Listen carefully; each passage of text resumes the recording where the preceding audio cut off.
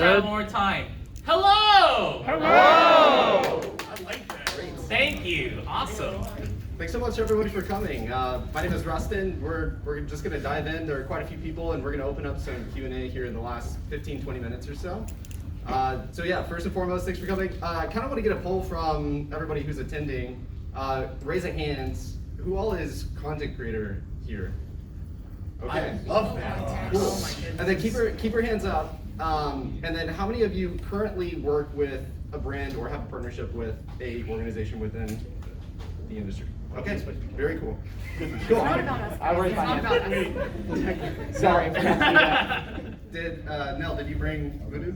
No, they wouldn't let me bring my beer up here, so. You're supposed to just bring Patrick. I should, but he's gonna be here. I don't know what you want me to do about it. I'm sorry you couldn't bring that delicious Voodoo Ranger Yeah, beer you up should into pick it up. Hashtag the Rangersly, hashtag ad.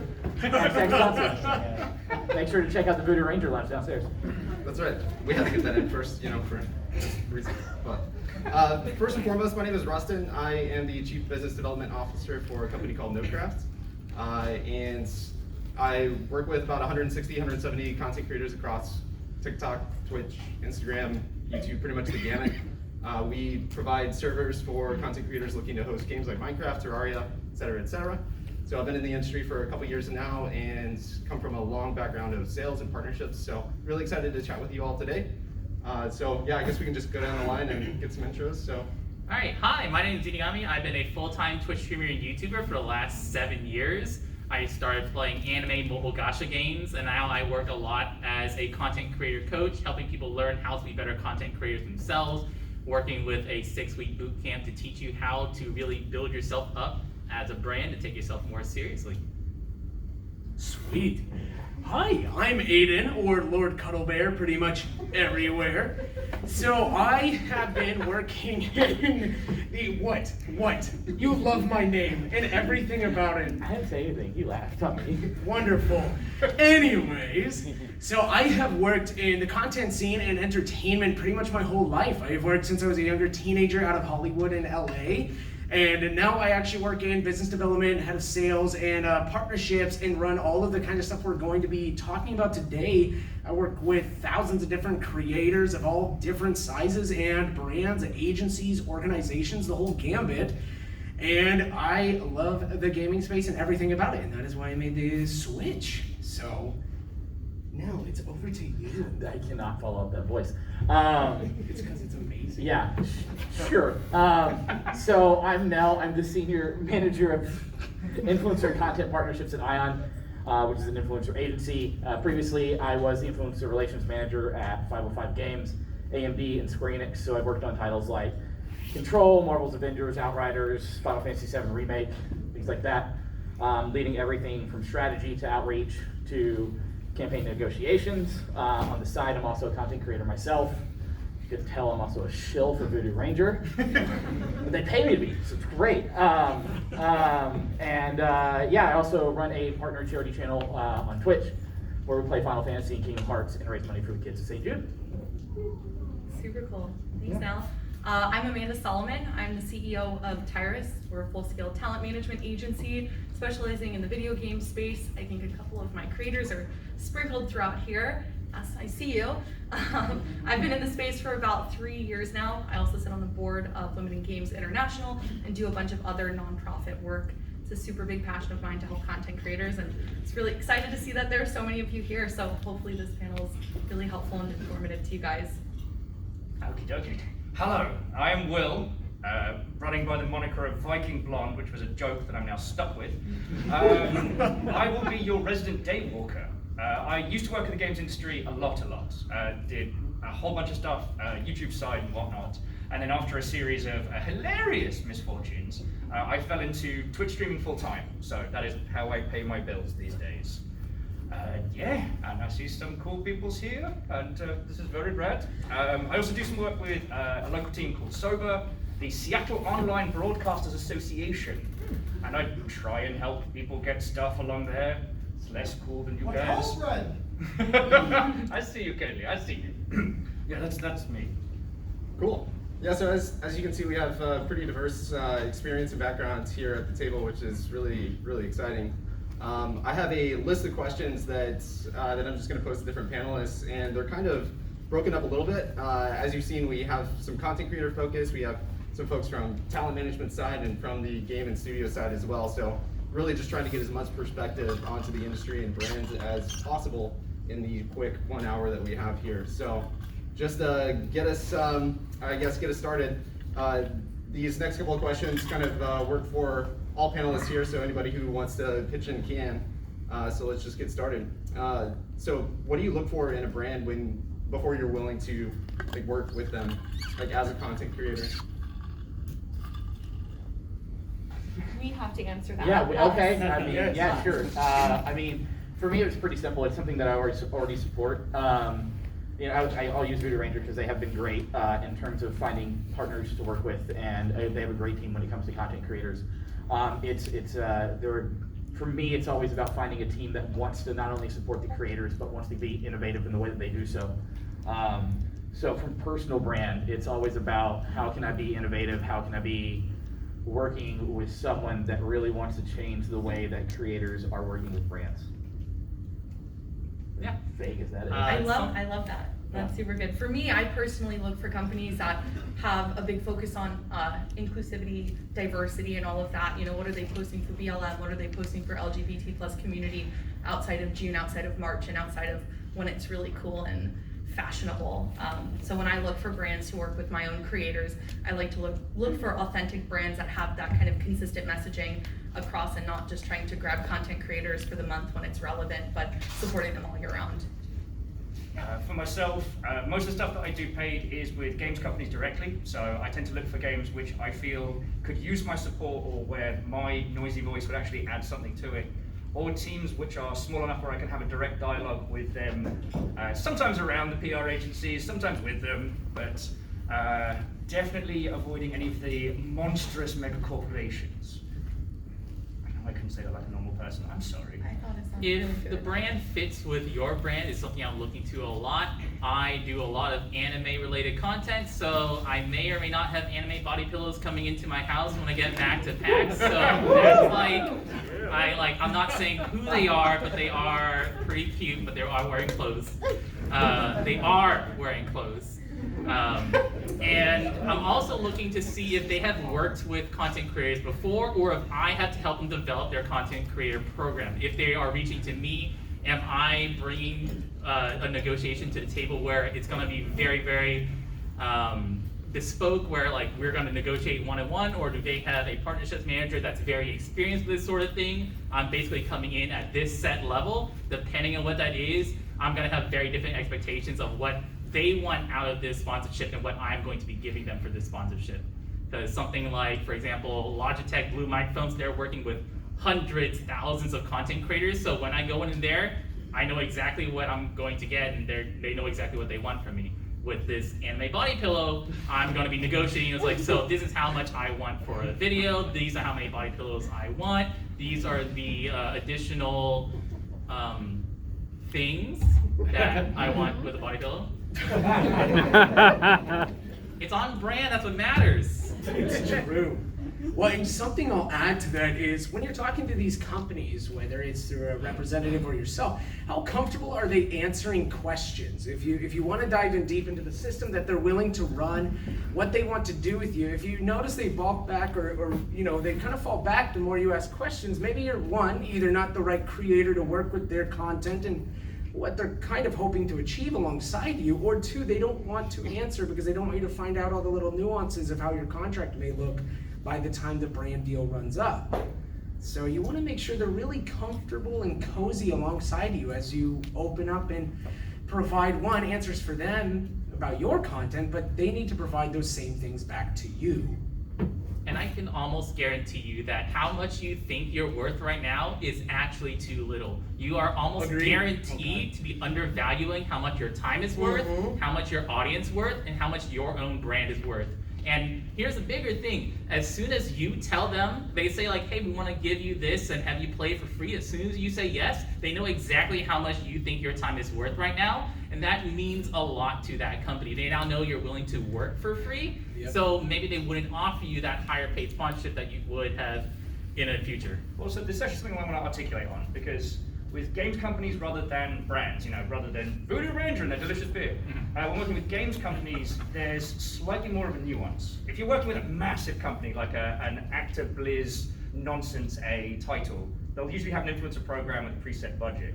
When working directly with smaller to mid-tier teams or independents, I do think there is a value working for them directly at no cost to be the first in the line when that budget hits. A massive mobile gacha game should not be lowballing you for $0. I'm looking at you, Genshin. They've got that big money. This Oh is my a god, we can change the panels about how Yeah. devilish that Genshin I wanna- We're content not changing the panel. I think that's actually a really good point. When I was working at 505, we weren't exactly known as the biggest company out there until Control came out. But like Yeah, beforehand, you could say we were indie, and that happened a lot. We would have these smaller games where these creators would get behind us early, and when we did have a budget, they were first in line to get paid to cover that game for us, and it ended up working out in our favor. And a lot of those creators are still covering games for 505 to this day. Yeah, I don't want to jump too far ahead because I'm one of the later topics of like how to interact with games companies, Yeah. but it's just the value of your time is absolutely something you got to stop and have a thought about. And I couldn't agree with the other panelists more. However much you think you are worth so much more. 100%. And finding a brand, I think, to tie it back to the original question, finding a brand that understands your worth is something that I look for as well, right? Like, I mean, not all of us are ever going to be like the biggest content creators out there, but brands still need to understand that your worth is your worth and to respect that. Dashing my dreams. I have a question, just kind of tying off of that. For Amanda, you work with a lot of your clients and negotiating deals for them. What kind of metrics do you use to be able to value their worth? And then how do you approach those negotiations with those brands to make sure that you're That's getting the such a most for your great clients? question. Thank you. I'm a very data and analytics driven person, so everything I do, I like to do based off of the numbers. Obviously, most of your content creators, you all know what a concurrent viewer is. All of my metrics are based on average concurrent viewer over the last 30 days. So I take those numbers and I'll price accordingly. I don't believe in those numbers being a super secret, so always happy to share, but basically for a paid Twitch stream, I charge $1 to $1.50 per average CCB, so 100 CCB content creator should charge 100 to 150 per hour of paid gameplay. That's industry standard. I think it can go up depending on the brand and depending on what type of content creator you are. If you feel that niche, it could also go down if it's a game that you love and you just want to get in with them. So when I approach like brand deals on behalf of my client, I go based on a very data-driven approach. Yeah. I love that. Kind of the flip side of this question, it's like we're asking what do we want whenever we're approaching those brands, but on the flip side, we see a lot of newer creators fall into traps and falling for either deals that are not up to their value or that aren't relevant to their brand. And then it gets them stuck in this kind of awkward phase of like working with brands because they feel like they need to rather than actually being able to provide value to their community. So who do you say no to? And then what would your advice be to newer creators when they're being approached? Say no to affiliate programs. Don't work for free. When you work for an affiliate program and they give you that link and they say you are going to get this percentage of all your sales, you have just signed on for a sales job where you're only working for commissions and you are really pushing their brand, you're building their products. Unless it's something that I would have promoted their stuff for free already, I do not want to see anyone signing up for affiliate programs. There's a few ones out there that are especially popular that I really, really dislike, and anytime I see it in somebody's panels, I know they don't know how to value themselves. Well, and something on that ties into what I was saying earlier. When you're talking to those people and it's a brand you really love and they're coming to you and they're like, hey, we know you love this. We really want to work with you. Maybe we're a younger company. We have a lower budget. Feel free, ask them, what is their long-term partner program budget? What are they looking at? What creators will be placed into that budget? You're free to ask that. Don't be afraid to. Companies shouldn't be scared of answering that, especially if they're really wholesome, neat, smaller ones that you love to work with because you want to see their brand succeed. And then you become a part of the story as well. You become a part of the narrative and make sure they include you in that narrative and ask them how can you best do it and how can they best do it for you as well. That's a real good one. I want to articulate on that one. Sorry if I take this off onto tangent land. No, please. So a lot of the times, while a company may contact you via a brand account, the person you are talking to behind the scenes is going to be like young me, like 24 years old. My boss has just told me, congratulations, you've got to spend 5K on content creators. And I'm like, I don't know what I'm doing, all right? So the reason I wanted to articulate off of that is that if you are presented with a pitch of that idea, like, yo, play my video game for 2 weeks every day, and I will give you an amount of money. I'm sorry, I'm speaking on you because I know you. This game might be something that already is cohesive to the stuff you're putting out, or it might be, I don't know, punch a snowman in the face simulator. You know, if you punch a snowman in the face for 2 weeks, your content, your audience is gone. They are going elsewhere. So, counter pitch them. Be like, all right, that's not something that's going to work for me, but I tell you what, I will do a whole day's event where I knock the absolute hot shit out of that snowman. There's going to be no snowman left, and this is the rate that I would charge. And you know what? You might have just made some green bean community manager or some like fresh-faced PR person's day, because they might be pitching you off a template or they're under a crap load of stress. I mean, Nels, at 505, how many games were you handling at once? I think the most I ever handled at one time was 32 games. Yes. So, Nels don't have time to make a pitch for every one of you. Nope. But a counter pitch is something that you can take to your boss and go, hey, boss, would you mind doing this? You get the rest of it, I'm tangenting. But I just wanted to articulate on that one because there's always this perception, even with large brands, that you are talking to this blob, this entity, this idea, but you're not. You're talking to someone who's probably woefully underpaid, very stressed. I feel seen. Sorry, I didn't mean to call you out. No, he's actually got a pretty solid point. Workload is a real thing for a lot of people in the positions that I would say that I work in, and we are sometimes, I mean, newer in this position are pitching off a template. I wouldn't say that I'm doing it anymore. I hope I'm not. Shouldn't be up here if I was. But a lot of it does come down to, hey, you have this budget, you need to make this work and make it happen now. And a lot of it does end up coming down to actually just negotiating with the creators, just talking to them like Will says. And a lot of times, I think one of the biggest things that a creator can do is actually in the counter pitch, if you know that your viewership isn't going to retain on a game like that, or if it doesn't necessarily fit what you're doing, like, be honest, I play and I create content around Destiny. If someone came up to me and was like, hey, you should play Final Fantasy, I'd be like, that's a terrible idea, the waste of your money. Yeah. Why would I do that? And also it'd hurt my audience. So a lot of the negotiation and a lot of the talking happens around that. Like, do we think that you can actually maintain what you're doing? So I think that's a big thing, and a very good point from Will is to actually just talk. Because a lot of times it is, hey, we just need to do our outreach, and sometimes that get lost in the shuffle that we're just reaching out to the same people that we always work with, and that person could be like, hey, by the way, I don't think that that's going to work for me. I think the biggest thing, and maybe the trend that I'm hearing here, is just relevance and value. Yeah. Like, what does the brand bring value to your community? Because they're extracting value out of that community as well. And it can be a very symbiotic relationship, but it needs to be both ways, and if it isn't, then something is wrong, and you're both not going to be happy with the activation. Yeah. Also, I think it's important to, how many people here create content on Twitch? All right, hands down. How many people create content on YouTube? How many are creating content on both Twitch and YouTube? Anybody on TikTok here? Okay, cool. So I really like the... Wait, you didn't ask about Facebook gaming? Facebook? Hey, whoa, yeah. You'll piss off a Mixer viewer. Whoa! Hey. Too soon! As a former Mixer partner, I'm offended. As a former friend of Mixer partners, I'm offended. And also, as a former Facebook gaming partner, I'm offended. Yeah, that was a 2-month stint. Let's not talk about that. Now that we've deviated. Average partner remembers.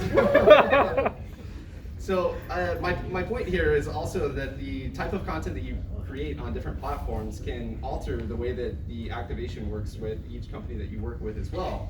Different content is, may work better on Twitter or even like Instagram or TikTok than it does on YouTube or Twitch.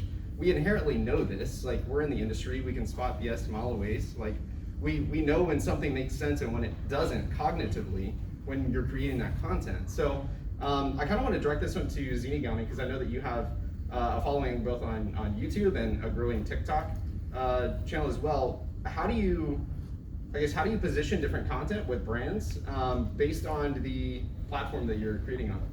So maybe not specifically about brands, but the way that you massage the content on different platforms is very important. There's a lovely meme that I really like that's like, Twitter, today I ate an egg. Instagram, here's a picture of my egg breakfast. LinkedIn, so I walked outside and I saw a beautiful store. I went to the store, I bought this egg and I brought it home.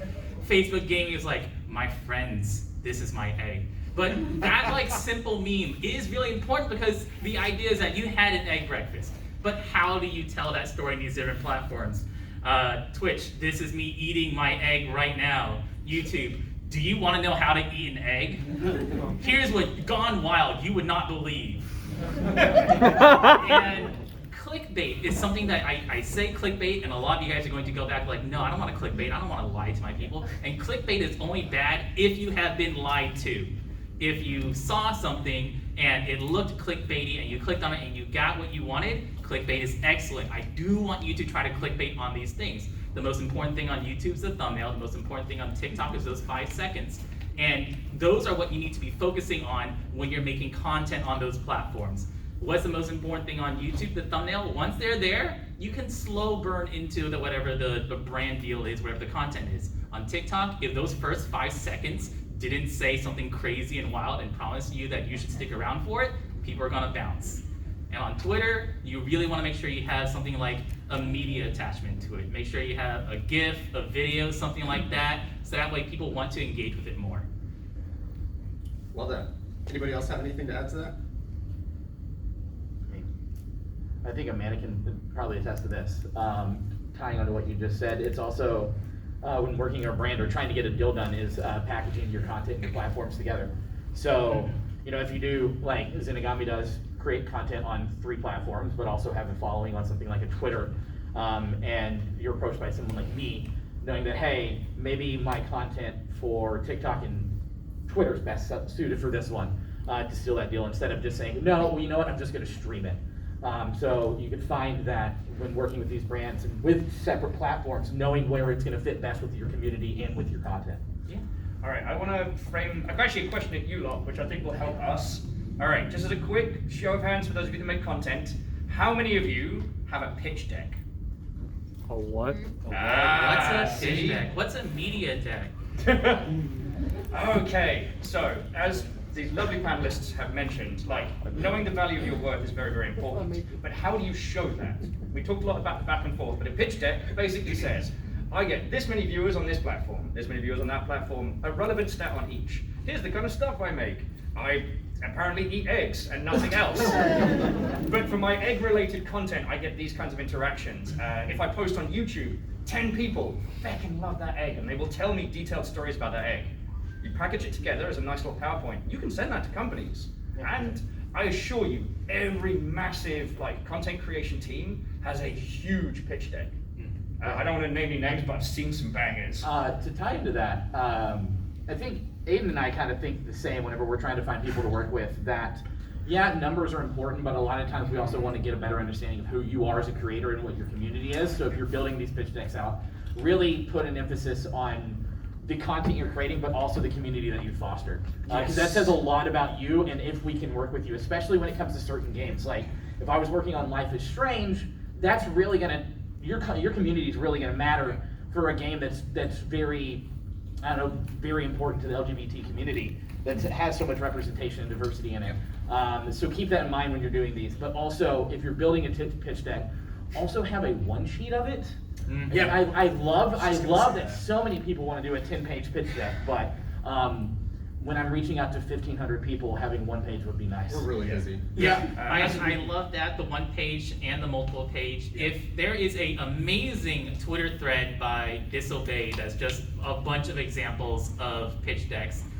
Can't link it to you here, obviously, but afterwards, after panel, ask me and I'll be able to show you that. It is going to give you the best, this is amazing examples from great content creators of what a good pitch deck looks like. And I know it seems so skeevy to create essentially like a menu of why you are worth money. But for those of you that are either doing content full-time as the thing that pays the bills or are looking to, like, just you're providing a service, right? if you were a voice actor, you would have a demo reel to pitch to people. This is the same kind of thing. Though writing about yourself in those decks is one of the most excruciating activities, so for those of you that haven't done it, good luck, and it's gonna suck. Well, and to add to that, talk about yourselves. You're content creators. Share your face, share your content, share your materials, share what you've done. As we are talking about brands, and as someone like myself, I am brands, and I am also someone who works with I am brands. I am brands. Hi, Is that brand with a Z? It is with a Z because Okay. we're pretty cool. And so we work with, I work with my company at Shotcall, tons of different brands, from major activations all the way to micro activations, working with a whole host of smaller creators, that are just really getting started, all the way to much larger creators. One of the first questions I'll always ask people, mind you, is, hey, do you have a one-pager I can show this brand so I can represent you appropriately? And I ask that to every person, no matter what size they are. And I've gotten brand deals for people that average 15 viewers. I've gotten brand deals for people that average 1,500 viewers. In that brand deck, or that immediate one-pager, helped so much because it allowed even someone like myself to translate exactly what you do, what kind of content you love making, who your community is, and what you've done in the past. And if it's nothing, we need to know that. We need to know you're coming in as a fresh greenhorn onto this, brand affiliation deal. And that's great. Now we can help you along the way and handhold a little bit more than we normally would. Yes, make it easy for these people to sell you to their bosses who do not watch Twitch. Yeah, I mean, whenever I've recently started at Ion. I've only been there for about a month now. But when I started, I had, I think, probably something like 15 talent agencies send me over rosters, and half the time, or more than half the time with those rosters, is either basically a one sheet for every single person on their roster, or within the Excel sheet, there's a blurb about who they are. So they're doing it for their clients, why wouldn't you do it for yourself? I mean, the same thing goes if you're running your own business, because let's break it down, content creation, you're running your own business. But working for an influencer marketing agency, we have a pitch deck that we send to companies to say, hey, we want to run this for you, so why wouldn't you be doing that to us so that we can help get you the deals that you need? Another really important thing is to update your link tree, your beacon, whatever that is, constantly. I know Torben there in the back with DreamHack hates this. Everyone here, if we can't find your stuff, your TikTok doesn't exist if I can't find it. I am a nice person, so I will go through the ends of the earth to find all of your links, but there's some big company, he's not as nice, no way. He's not gonna go find all your stuff, Same. so please make sure that this link is updated in your Instagram, your YouTube, your Twitter. It needs to be everywhere so that I, as a talent management agency, I get to see all of the platforms that you're on. If I can't find your email, I can't work with you. Yeah. Yes. Do you think that email in the Twitter bio? All of it. Email in Everything. Twitter bio, email Email should be bio. everywhere. Okay, that's the contentious point. Okay, so Everywhere. I am a big proponent of email and Twitter bio, but I get it for some creators, it's not intuitive to have it there because of spam, harassment, you name it. Have it somewhere where it's accessible, or have your Twitter DMs open, because if I want to work with you that bad, I will DM you. You can safely Same. put it in the link tree. You can, You Yeah. can put it in the link tree. but I don't make me search for it. If I have to go to your second YouTube channel, find your email, chances are I'm probably not going to go to your second YouTube channel to find your email. It's even that better. At YouTube, the email that you have checked out on YouTube, you can only watch 5 of those emails per day. After that, YouTube thinks that you're a spam bot and you aren't allowed to look at YouTube emails anymore. So if the only email you have is on that, hey, check to make sure you're not a robot, they can only check 5 people, and after that, they can't find your email. And I'm not trying to sound pretentious, like I'm not going to search for email, but when it comes down to it, my day is spent doing discovery and finding people to work with for all these You're major looking at companies. hundreds of I'm creators, looking, it's not possible. just last week I looked at something like 2,500 creators over Yeah. the span of 5 days. Yeah. It's 3 p.m., you've already gone through like 200 people, you've got Yeah. like another hour on the clock, and if one person's email is a pain in the bastard general region to find, you're gonna just go on to the next one, and that might, it's not even a comment on that person's content. Yeah. Like, there are only so many hours in a day.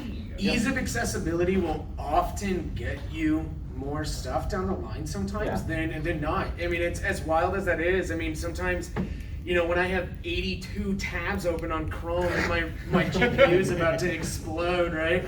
I'll sit there and I'll be like, well, it's gotta be this person. I've looked for these last 6 people's emails and I can't even find it.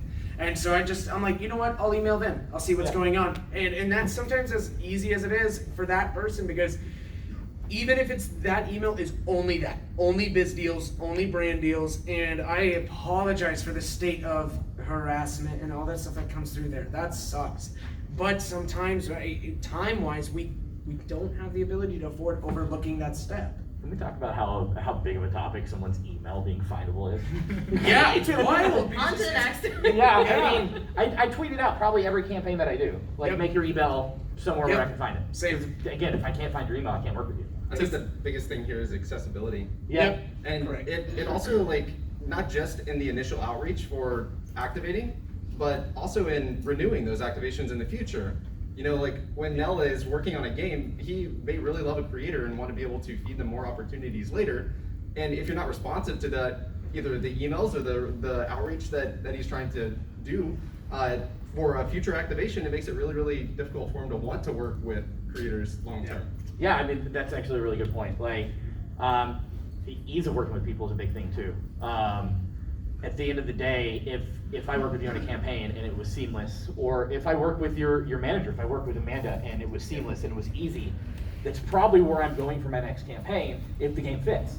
It just makes sense. I mean, it's retention. You work with the people that work well with you.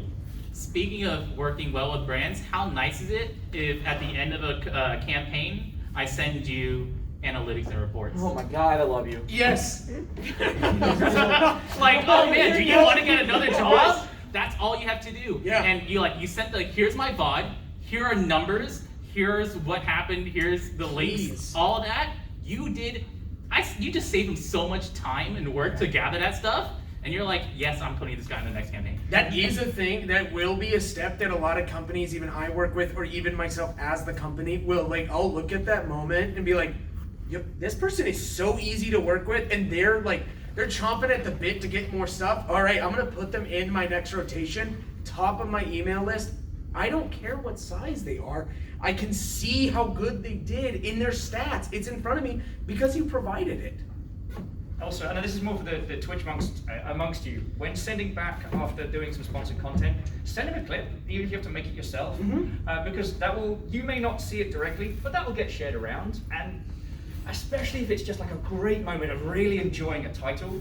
One, you're going to make their day, and two, that might end up getting featured in the post-campaign report. I feel like part of this panel so far is not just the here's how to win. I feel like we're demystifying what happens on the other side of the It's how email. to succeed. It's how to succeed and stay successful. Yeah, because at the end of one of these campaigns, everyone working on it will write up here's all the keys I sent out, or here's the people I sponsored, here's what we got back, and here are some highlights, because everyone likes a nice little peppy end to a bloody long reply or email. And management want to see numbers go up. Reports say numbers go up, yay! And then at the end, oh, here's a clip of someone having a good time. And again, it's more likely than not, the people who are actually pulling the purse strings will click on those, have a look. Yeah. I got so much cool stuff for content creators back in the day because I would put a little snippet of their YouTube video at the end and be like, sure like the cut of that creator's jib. Let's take them to feckin' Rome, which did Right. I ain't joking. No, that's actually a really good point, is whenever these campaigns are successful, and whether it's working with a specific agency like Tyrus or working with individual creators, that opens up the doors to so many more possibilities within the company.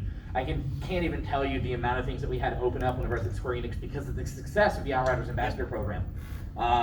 So within the first hour of Outriders launching, we're at 110,000 concurrent viewers on Twitch based off the Outriders Ambassador program, and that opened the door to so much stuff for the next 5 games that we worked on.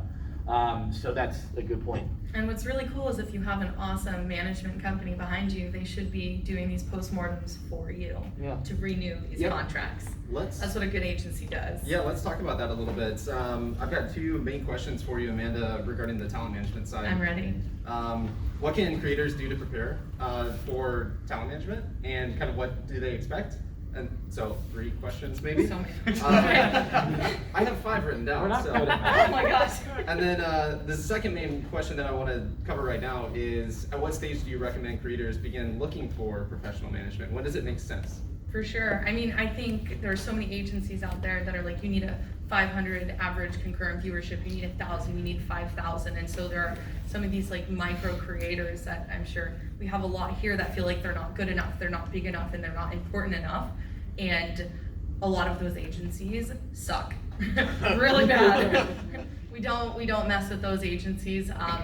I think if you're a smaller content creator, and whether you've seen growth, whether you've seen a decline, there are agencies such as Tyrus, not to plug my own agency, but there are agencies out there such as my own that focus on content creators of any size that are diverse, that are making content on multiple platforms, that are that are doing different things and are overall good people. Like what I tell so many brands, and everyone here knows, I don't like to have any person that's transphobic, racist, homophobic, sexist on the roster. And so I think if all of you are good people, which I hope so, you're already a leg up. But as everyone here has spoken about, having a one-pager is great. Having a management company will obviously make that for you. But I get tons of emails all of the time with one-pagers, and I appreciate it. They don't have to be beautiful. I am not a deck maker. I have a marketing department, and I love them so much for that. Because I can't make anything artsy. But Raise design teams. seriously, but yeah. But just like a write-up about you, if you find any management company, whether you're emailing Tyrus directly or emailing someone else, talking about yourself and what your goals are and why you want management. I can't tell you how many emails I've gotten with one-line talks that just say, I want brand deals. I'm like, yeah, you and everybody else, but who are you? Why are you different? Like, why should a brand care? Because, I obviously want to get brand. It's true, there's so, I'm three words. gonna email you after this being like, oh, brand deal, please, thank you. But I love to see people that are passionate about what they do, and speaking for other agencies, not just my own, like, I want to see what makes you you and what makes you special. Does that answer all 5 questions? What were the others? So I kind of want to add to that, the management company that you choose to work with can also very drastically affect the quality and frequency of the deals that you receive. So if you're growing as a content creator and you just suddenly start blowing up and you're gonna have talent managers trying to get you to use their services, right? And if you choose a poor one, you're going to have a poor experience. And then you're also stuck in a contract. Stuck in a contract, and it makes it really, really difficult. And I kind of want to hear Nell's perspective on this. So 2 things on this. First of all, if you're going to work with a talent company, and I'm a big proponent of this, make sure you have access to the email that they're using for you, because you should have eyes on all of the communications that they are having with whatever brand they're working with. I can't tell you the amount of times I've been working with top talent, and I mean, when you think of names that were in the news last week, who didn't know that their management was talking on behalf of them for a deal, that happens too often. But also, if you have a good management company, they are going to be reaching out on your behalf frequently. I get emails, weekly, from specific management companies about when's your next project happening, what's your next campaign, how can we get our creators involved, what can we do to work more closely on X, Y, and Z. So finding that right management company, I think it is paramount. Like if you really want to take it to the next level, and like Amanda said, there are so many out there that I work with daily that have creators that average 5 concurrent viewers. Yep. But that creators community is so loyal and so diverse that it's worth working with those creators, because that 5 concurrent may also mean they still have 150 people in their community that are going to listen to what that creator's saying. Right. And that management company knows how to market that. So I think there's just a lot of value in finding the right company and the right people to work for you, but you got to make sure that they're doing it for you and not for their own benefit. Well, and there's something to note too, that there is a difference between management and having an agent. A management company will help guide you. A management company can receive emails on your behalf, but if they're not a registered talent agent or talent agency, they're acting illegally. You have to be registered under the California Talent Agency Act. And so I found a lot of creators out there that don't know this, and it's very, very important, because that could leave you in a really bad position, have insane percentages taken from you, which is not allowed as a registered agency. Yeah. But yeah, it depends on what state you're in. As a content creator, one of the most important things I'll say if you are looking for representation is to look at who their clients are and ask their clients how their experiences with that company have been. Because there are some content creators I know that I reach out to them asking about that agency, and they're like, I am signed with them, but I haven't heard anything in months. And that's not just a red flag, that's painted everything red. Don't join an MCN. Oh God. What? Are those even around Have those anymore? died? I thought those died 5 years ago. Still around? I still see them Like as some dogs. shambling corpse of Maker. Yeah, fair enough. I some I say wouldn't you write can a hear will them because he's wail like in the the only- corner of the feckin' wall. Well, and Sorry. another thing on what Zine here was saying is that many times when I've worked with management and even agencies themselves, as when I was either as a content creator or when I was modeling and I was back in LA and working in that side, is are they listening to the brand voice I want to share? And that was a huge reason why I actually stopped modeling for a while, is my managers and my agents provided me with a job after job, and yeah, they paid well, but was it what I wanted to share? Is it the voice I wanted to procure? So how willing from the get-go, when you meet with them the first time, are they there listening to what's important to you? Do they care about the brands you think about in the future? Do they care about where you want to go? And also, on the flip side of that, are you actually ready to take that step?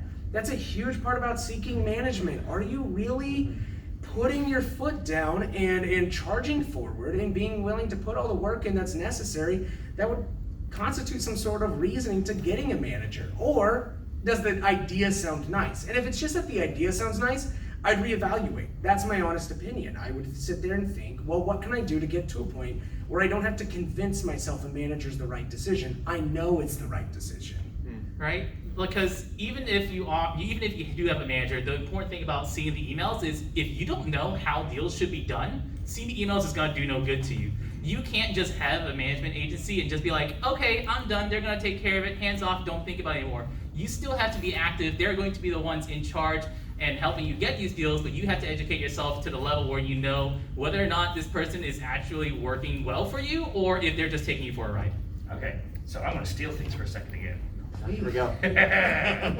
So, Buckle up. it would make me incredibly happy that if all of you got to the level of success where you need a talent manager and an agent and someone who just carries around sparkling water for you. We're not there yet. You'll notice I don't have sparkling water. What I'd like to jump on is we're almost at Q&A session. How to get them deals if it's just you. Now, I'm going to do some quickfire will tips and then pass it on up. Quickfire will tips. I can only really talk about games as I've not done any big brand deals with like non-gaming products. But so, first, find titles that you like. DM the official account and go, you know what? I fucking love your game. Please let me know when you've got press emails going out. Please let me know if you're doing any like content creation stuff. Don't pitch them a pricey thing at that point because they're probably a very tiny studio. They might be a year out, but they will remember the nice things that you say. Follow, stick with it, especially if any of you create content around a specific style of game or in a specific space. Don't be a creeper, obviously, but it's so easy to engage with those accounts. Then once things start happening, be it like press previews and demos, again, a polite email being like, hey, I'd really like to rep your stuff. Now again, I'm talking to like the small and mid, so they may not have budget at that point, but as everyone else was saying, make their life easy to give you stuff. And then maybe they code at launch. Maybe then when they start rolling out those ambassador programs, you might be the one they use to test the system on. And suddenly, this game that you've been helping with goes massive, and congratulations, you got your sparkling water person. Like, I mean, how many people did we see get launched by PUBG, right? Right. PUBG was fucking tiny. Fortnite, bleeding Fortnite. That has launched empires. Yeah. And so, the Will Speedy Speed tip is work with those games companies very early and easily, so that in the event that that happens, that rocket to success of that title brings you with it. I want to add to this because we keep saying working with these game companies or these brands and all this jazz, and one thing we're forgetting is people like me who don't work for those brands, but I work for the influencer marketing agency that those brands hire. To add to that, I would say get to know the people who work in the agency side of things.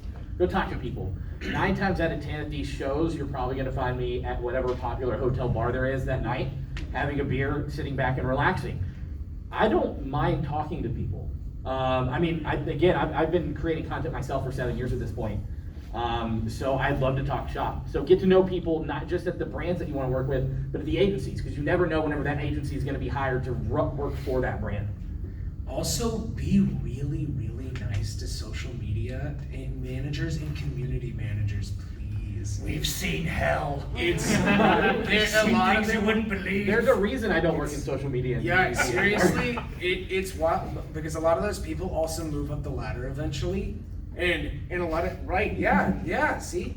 And that matters. I mean, I can't tell you how many faces and names, I say names, but that's a lie, I'm bad with names. I still remember the people. But faces, I'll always remember faces. I still remember the people who were mean to me whenever we launched Ryzen at AMD. So keep that in mind. So just keep, regardless, right? You gotta remember where fault lies, but also sometimes it doesn't matter. You don't have to say anything, and you just gotta be nice. It goes a long way, and a lot of people do mention. A lot of people go around the gaming industry and ask, "Hey, have you worked with X and X before?" And we go, "Oh, we have," or we go, "Oh my gosh, yes, they're phenomenal. Do everything you can for them." I vouch 110%. No those joke. happen. There's a single activation sponsorship deal I ever got was from someone I met at PAX many, many years ago. And I was one of like 3 people that recognized their game. And I do not pretend to be cool. So I was like, I fucking love your game. Splash cut to like, 5 years later. They're like, yo, we've got budget. You want to do a thing for Gamescom? I'm like, yes. In the end, behind every game and behind every brand within the industry is a person. And I think really working well with brands comes down to clean communication and just being able to provide value, and also respecting your boundaries of what your value is as well. Like it really just comes down to relationships with people. It's like the games industry is like small. Like everybody knows each other. Yes. It's not like It has more budget than almost every other entertainment platform, and yet it's tiny. Yeah, there's a reason that for my role, it's called influencer relations manager, because that relationship part is the biggest part of what we do. huge. I mean, I think almost everyone here can attest to it, that we're successful because of the relationships that we've built over our course and our time in the industry. Absolutely. All right, sorry to cut it short, but I really want to jump into some Q&A. We have time for probably 3 questions. I can't believe you cut me off like that. I'm so sorry, no. I have a lot to say, okay? Yes, red shirt. We have a microphone. We're gonna get the influencer to get the microphone over to you. So just wait 1 second, please. I like shouting. You're gonna sound crispy. I shout on Okay, microphones. Can you hear me all right? Yes. Okay, so as a small independent content creator, I know not everybody here does video game content. Some people do like art content or just have podcasts and stuff like that. My question for those kinds of guys who have never had a B2B, a business to business conversation before, how would they start an interaction or DM or email a company in order to start their pitch? The same way. Please be as specific No, as seriously, possible. it's the same way. I can't tell you the amount of times that we worked with creators whenever Control was coming out. Control's a great example because of the amount of art and music covers that we had coming through for that game, because it was just absolute phenomenon. It was the same way. They reached out to me directly, like, hey, here's the content I make. I'd love to be a part of X, Y, and Z. How do I do it? It's the exact same thing, but instead of focusing on the fact that they're gaming, it's, hey, I'm doing this type of content. Yeah. Be very specific. This is what I want to do, and have a plan. I think that's one of the best things, is having a content plan when you're reaching out to these people does a lot more than almost anything, because That's then now I know transferable, what we can do together. Okay. Would a marketing deck help with that, maybe? Oh my God! Yeah. One pagers. And this is what the marketing deck says, right? The marketing deck specifically also says things like, this is how we can work together. I'm a podcast. We can have an intro such as this. These are examples of things we've done in the past. Now that brand knows exactly how you want to work together, this is how much I want from you. This is what I'm going to give you. Knowing what your offer and what your want is going to spell it out to these fine people exactly how you're going to work together, and then boom, you're so much easier. Hell yeah. Actually, as a non-game creator, you have a massive advantage because you can work with almost any brand. I once saw a bar that did a pixel art of Solid Snake of shots of alcohol. Like, there's no correlation between it, but it's the imagery that carries forward. That's a great fucking sell to an agency. That's fucking top tier. Megaran did a Castlevania rap song whenever Bloodstain came out. So, like, case in point, like what you just said, you have so much opportunity to do so many different things, and that I got to work with Megaran. This is cool. He's so cool. Well, if you know your niche that well, you usually have really high community engagement values, and those engagement values can translate into your click-throughs, turnover, into product sales, everything. Usually higher in some cases than than those that are playing games or cycling through a lot of variety of games. If you know your niche super, super well, if you're doing art, know exactly what kind of art you can provide. If you're just chatting, know exactly how you communicate with your brand and then translate that as best as you can on paper, like a one-pager, a brand deck, etc. But also in a way that when they're talking to you, you can tell them in 20, 30 seconds, hey, this is exactly how we're gonna do it. This is what my community loves. And I know for Nell and I especially, we love when people tell us what their community is all about. And if it's art, that's awesome. That's a brilliant niche to be in. And I know I've worked with Amanda. When Amanda turns to me and says, these are what my clients do, I'm like, that's phenomenal. I love to hear that and see that. This is how we can do it, and it makes my life way easier too. To sum it up, it's like, this is my content, this is my community, and this is why it makes sense. Yep. And just be bold in those in that outreach as well. Go for it. We're people. We read those emails. We want to respond. We truly want to help when we can and when it makes sense. Hell yeah, carve that cake, make that cookie that looks like, I don't know, the moon from fucking Ocarina of Time. I don't know what you're making. Any other questions? In the very back with the hats. Yes. I just want to say that I'm nailed it sorry, down. I'm really to struggling. zero. No. We're just making the enforcer work Someone, yeah. extra hard. That was a great, really Thank you, great Enforcer. specific Thank you. I'm description you got. In the back comes back. Well, Doing for my this next, best. by the way. So I make a lot of content on TikTok and YouTube Shorts, and that is a brand new market. And I've reached out to brands, a lot of them, and DMing people who I'm friends with, just saying, we don't know TikTok. We haven't really approached TikTok yet. How do you suggest marketing TikTok, especially for somebody who has reached the creator program level of like at least 10,000 followers on there, but it's still being volatile with the viewership, with their algorithm changing all the time? Is there ways that you suggest people reach out to you to market that platform? Keep reaching out the same way you're doing. If I'm being honest, we're still learning that platform ourselves. It's a new concept. We're learning where it fits into these deals and these brands that we're working with, and the campaigns that we're working on, right? At the end of the day, we still have metrics that we have to report on and that we have to hit. You know, my job is to get numbers, right? So we're trying to figure out where Shorts and TikTok fit into that. So just keep reaching out. And as vague and as crappy of advice as that is, we're still learning. But I will also say that I am hearing TikTok mentioned more and more and more in the campaigns that we're building out for these brands that we're working with. Yeah, TikTok's really challenging. It's hard for brands to get an ROI because there's no clickable link in the description. So unlike YouTube, unlike Twitch chatbot, unlike Instagram with the swipe up or link in bio, it's a very convoluted way to drive traffic across brands. So a big thing that I've seen creators pitch is pitching, instead of doing TikToks for the brand, they'll pitch reactions to the brand's content. So that's additional content being driven directly to them. It's a good point. Like if you can, when pitching Shorts or TikTok, provide actual ROI, like what you think you're going to be able to provide, that'll probably get you a step ahead. If you can say, hey, maybe we can get this many click-throughs via link in my bio. So be thinking of ways that you can basically make it marketable as we're still learning the platform. I also want to state that ROI is return on investment. Yeah, that For those one. who might not know. Yes. Sorry. This is another really good reason to have like a link tree, solo, Yeah. whatever, too, because those all track data, especially if you are buying in. A lot of those have analytics tied into them, and you can see where those links came from a lot of the time. So.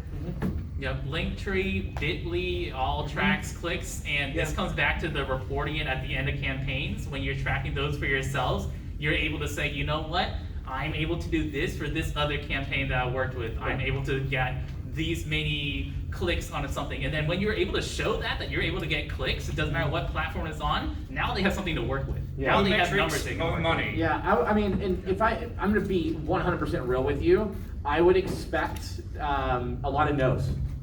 Just being completely honest with you whenever it comes to TikTok, because like I said, we're still learning, and if we don't have the necessary tools or we don't have the understanding of how it's going to perform, then a lot of times we're going to wait and see if it does.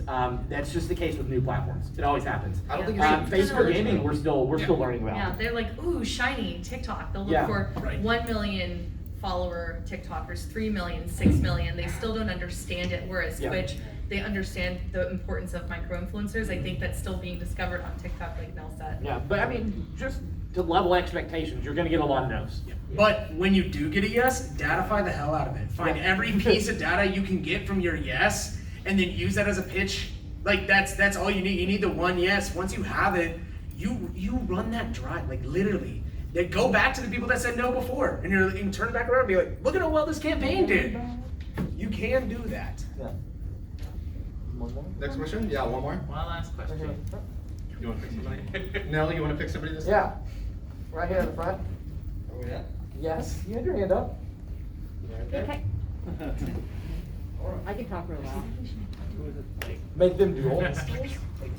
Duel or swords?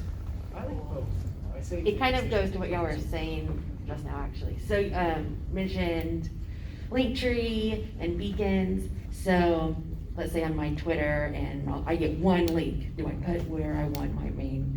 Like, do I put my Twitch or should I put the beacon? Linktree, always Linktree. put the Linktree, because your Twitch will be in there. If you can fit, I mean, a lot of times you'll see people will put their Twitch in their bio, and then their link will be a link tree, or they'll put their YouTube in their bio, and then their link will be a link tree. Whatever works But if for you you. need the bio space, Yeah. just put them all in one place. Like everyone on the business side, they know where to find Yeah. that type of information. I do like sometimes to be able to just click your Twitch though. To speak to Twitter specifically, you have a pinned post on Where Twitter. is he? Make that pinned post your I'm hungry online business card, okay? That pinned post has headshots of you so they know who they're working with. That's incredibly important. Have all your links nice and easily formatted, and a quick little blurb of what you're about. So you have the Koji, or you have the link tree, you have the whatever it is that links to everything, but then you have that pinned post that's like, I am a professional content creator, this is who I am. Yeah, we're simple. Make that shit pretty. Yeah. Yes. It's almost like, I don't Oh, that's know, a just bad doing one. like a Sneaking one-pager. Yeah, it's almost like a one pager, right? Yeah. One more? More? Yeah, let's do one more. Okay. We have a quick call one. to approval. Here at the front. I actually had a question. So for those of you who are managing content creators, but also are creating content yourself, how do you balance that and not feel so guilty about maybe your content creation goes on a back end because you have a regular, steady paying job? I stream 3 times a month.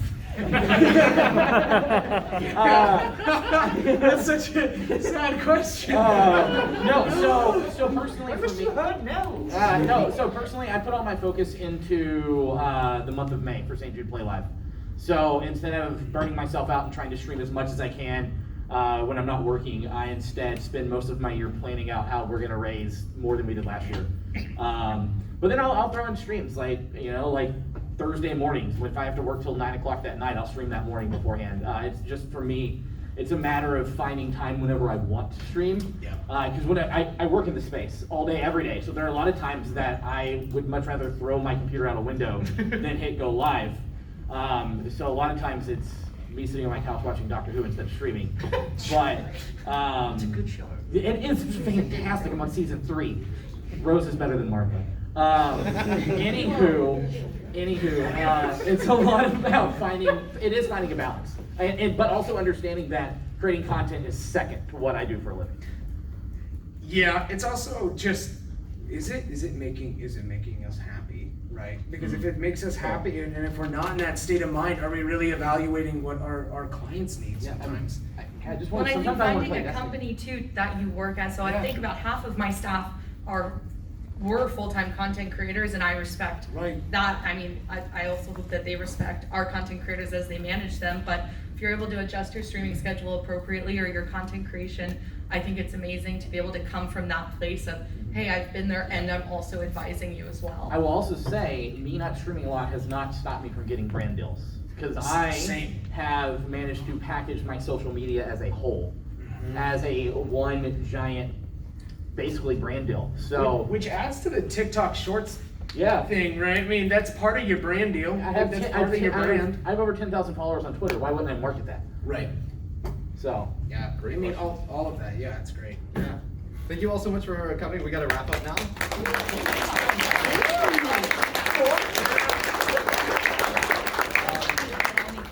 think we're gonna. I think most of us are probably gonna stick around for a few minutes I mean, I outside wanna go the get a beer room. And going. if you have any other Ranger questions or time it out there. want to chat, we'd be more than happy to. Otherwise, thanks so much. Yeah, for we'll coming. go. We'll go. Thank you. Thank you! Yay!